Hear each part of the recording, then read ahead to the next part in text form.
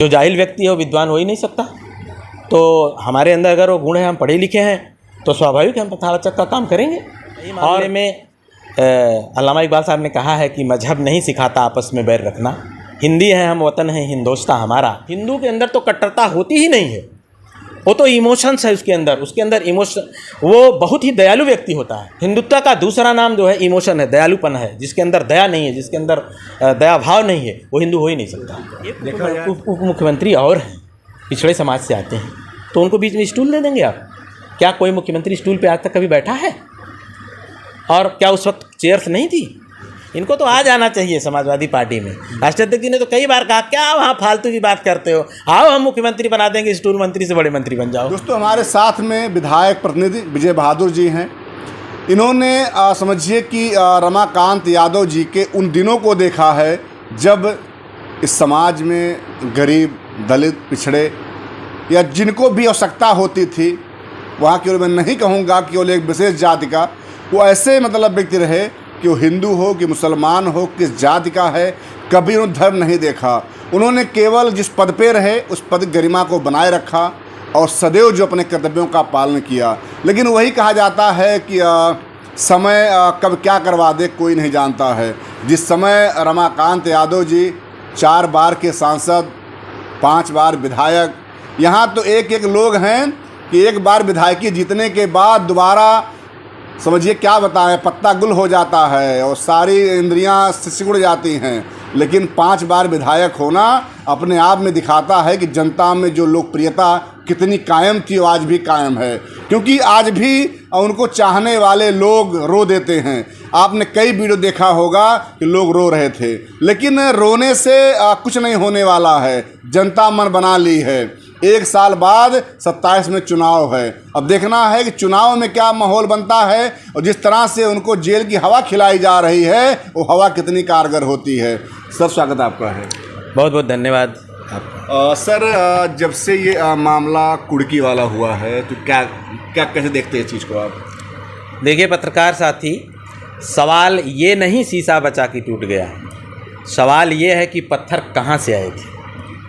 तो सवाल इस बात का नहीं है कि कुर्की कर दी गई। सरकार है, वर्तमान की सरकार है, जिसे मैं आताताई सरकार के नाम से कहना चाहता हूँ कि जो तमाम सारी विसंगतियाँ इस सरकार के अंदर हैं, बलात्कार है, लूट है, हत्या है, छिनैती है, लोगों के ऊपर जो अनैतिक हिंदू और मुस्लिम कहकर लड़ाया जाता है। यादव कथावाचक हैं तो पंडित जी उनका बाल छिलवा देंगे।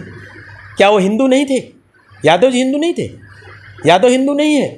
अगर वो कथावाचक वही व्यक्ति होता है जिसके अंदर वो गुण होता है, पढ़ा लिखा व्यक्ति ही कथावाचक होता है, जिसको संस्कृत का ज्ञान होता है, जिसको हिंदी का ज्ञान होता है, वही कथावाचक होता है। तो कई भाषाओं के अगर वो ज्ञाता थे और उन्होंने कथावाचक का काम किया, कथा सुनानी शुरू कर दी, तो पंडित जी को क्यों नागवार बनता है? मनुस्मृति के लोग हैं, मनुवादी लोग हैं, जिन लोगों ने सिर्फ ये नियम बनाया है कि इस काम को सिर्फ हम ही करेंगे, और मैं समझता हूँ वो पाखंड है। वो करेंगे और उसी से धन अर्जित करके अपना जीवन यापन करेंगे और धर्म के नाम पे तमाम सारे लोगों को गुमराह करते रहे। इतनी घटिया बात है पत्रकार साथी, इस महिला के मूत्र से उस यादव जो कथावाचक थे, जिनके सर पर डाल करके इन लोगों ने उनके बाल छिलवाए, यही इनका संस्कार है, यही आपका रामायण, यही आपकी गीता, यही आपका हिंदू धर्म कहता है। मैं इसका पुरजोर विरोध करता हूं। अगर राष्ट्रीय अध्यक्ष जी का आदेश हो गया तो इसके लिए सड़कों पर भी उतरना पड़ेगा, तो हम इसकी खिलाफत करेंगे, इसके मुखालफत करेंगे, इसके लिए आंदोलन करेंगे। लेकिन देखा जाए तो ऐसे आखिर में हिंदू कैसे एक हो पाएगा जब लोग आपस में ही लड़ेंगे? और अगर देखिए वैसे पंडित का अर्थ होता है कि जो विद्वान हो, सही अर्थ ये होता है। तो भाई कोई भी वो कार्य अगर आप धार्मिक जो आचरण अगर आप कर रहे हैं तो आप भी वो काम में कोई दिक्कत नहीं। देखिए, जो पढ़ा लिखा व्यक्ति है वही विद्वान है, जो जाहिल व्यक्ति है वो विद्वान हो ही नहीं सकता। तो हमारे अंदर अगर वो गुण है, हम पढ़े लिखे हैं, तो स्वाभाविक हम कथावाचक का काम करेंगे। और सही मामले में अल्लामा इकबाल साहब ने कहा है कि मजहब नहीं सिखाता आपस में बैर रखना, हिंदी है हम, वतन है हिंदोस्तां हमारा। तो हिंदू धर्म कभी ये नहीं कहता कि एक दूसरे से वैमनस्य करिए, वो ये सिखाता है कि आपसी भाईचारे के साथ रखिए। और हिंदुत्व का दूसरा नाम ही इमोशंस है। मेरी जो अपनी डिफिनीशन है, कहते मैं कट्टर हिंदू हूँ। अरे यार, क्या कट्टर हिंदू? कट्टर किस बात, कौन सा शब्द है यार? हिंदू के अंदर तो कट्टरता होती ही नहीं है, वो तो इमोशंस है उसके अंदर इमोशन, वो बहुत ही दयालु व्यक्ति होता है। हिंदुत्व का दूसरा नाम जो है इमोशन है, दयालुपन है। जिसके अंदर दया नहीं है, जिसके अंदर दया भाव नहीं है, वो हिंदू हो ही नहीं सकता। देखा जाए तो बाबा रामदेव भी यादव हैं, अब वहाँ तो नहीं जो हल्ला करने वाला है। अब बाबा रामदेव का की क्या साठ गांठ है वर्तमान की राजनीति की में देश की सरकार के साथ। नहीं, जिसे मैं इसलिए पूछा हूँ क्योंकि जैसे एक मान लो अगर यादव जी पूजा पाठ करवा रहे हैं तो इस तरह बिहेव किया गया, तो वैसे देखा जाए तो रामदेव जी खुद यादव हैं, इतना बड़ा मतलब पूरा परचम लहराए हैं पूरे भारत में। अब उनका बहुत बड़ा नाम है, बहुत बड़ा साम्राज्य है। सरकार से मिल करके हो सकता है MP MLA खरीदने में मदद करते रहते हैं, इसलिए उनके ऊपर कोई कार्रवाई नहीं हो रही है। समय आएगा जिस दिन वो उनकी मदद करना बंद कर देंगे, उस दिन उनकी भी तमाम सारे जो प्रतिष्ठान वो सील होंगे। घबराइए, वो क्या भी ये लग रहा है उस समय सलवार पहन के भागे थे, हो सकता है आने वाले समय में कुछ और पहन के भाग जाएं। बहरहाल उनके ऊपर मैं कोई कमेंट नहीं करना चाहता हूँ। बहरहाल उनकी जो औषधियाँ हैं वो अपना कारगर है, अपना करते रहिए, लेकिन अब क्या कारण है मैं उस पर नहीं जाना चाहता। एक और लास्ट पूछूंगा कि आखिर में क्या कारण रहा कि रमाकांत जी BJP छोड़ सपा गए थे? देखिए, जो माननीय रमाकांत यादव जी ने हम लोगों को बताया कि BJP के अंदर जो दलित पिछड़ा अल्पसंख्यक है उसको सम्मान नहीं मिलता। उनका वोट तो उनको चाहिए, लेकिन जब उनके अधिकारों की बात आती है तो ऊपर उनको गद्दी नहीं दी जाती है। और मैं बहुत साफ बात कह देना चाहता हूँ पत्रकार साथी कि दो मंत्री मुख्यमंत्री के बीच में एक स्टूल मंत्री भी बैठे हैं। लेकिन आप लोग स्टूल मंत्री क्यों कहते हैं? बार बार सुनता हूं। अरे भाई मेरे, मुख्यमंत्री जी सीट पर बैठे हैं, उप मुख्यमंत्री जी सीट पर बैठे हैं, और एक उप मुख्यमंत्री और हैं पिछड़े समाज से आते हैं, तो उनको बीच में स्टूल दे देंगे आप? क्या कोई मुख्यमंत्री स्टूल पे आज तक कभी बैठा है? और क्या उस वक्त चेयर्स नहीं थी? मुख्यमंत्री जी के एक आदेश पर उनसे अच्छी चेयर वहाँ आके लग जाती, लेकिन उनको ये बताया गया कि आप पिछड़ी जात से आते हो मेरे भाई, आपके लिए स्टूल ही है, आप सिर्फ हमको वोट कराओ और जब मलाई काटने का समय होगा तो हम खाएंगे और गद्दियों पर हम बैठेंगे।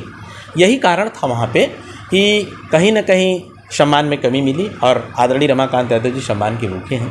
और जब भी जहाँ भी पीछे उन्होंने समाजवादी पार्टी भी छोड़ दिया था, ऐसी बात नहीं है, उन्होंने बसपा में राजनीति की, उसको भी उन्होंने छोड़ दिया, BJP में राजनीति की तो वहाँ भी उन्होंने छोड़ दिया। तो जब भी उनके सम्मान में जहाँ भी कमी आई तो उन्हें लगा कि मुझे यहाँ पर नहीं काम करना चाहिए, क्योंकि मेरे अपने लोगों का यहाँ पे भला नहीं होने वाला है। वो दलितों, शोषितों, अल्पसंख्यकों, पिछड़ों, गरीबों और मजलूमों की लड़ाई लड़ते रहे, और उस लड़ाई में जहाँ भी उन्हें लगा कि ये सरकार हमारे लोगों की लड़ाई में सहभागी नहीं बनेगी तो उन्होंने तुरंत उसका परित्याग कर दिया। और परित्याग करने के बाद जिस दल ने उनको ऑफ़र किया, उस दल में उन्हें लगा कि हमें यहाँ सम्मान मिलेगा, हमारे लोग यहाँ सुरक्षित रहेंगे, तो उस दल को उन्होंने ग्रहण किया और आज वहाँ वो राजनीति कर रहे हैं। एक जो स्टूल मंत्री जो आप बता रहे हैं, वो जो कुछ बोलते हैं, अच्छा, आग उगलना होता है।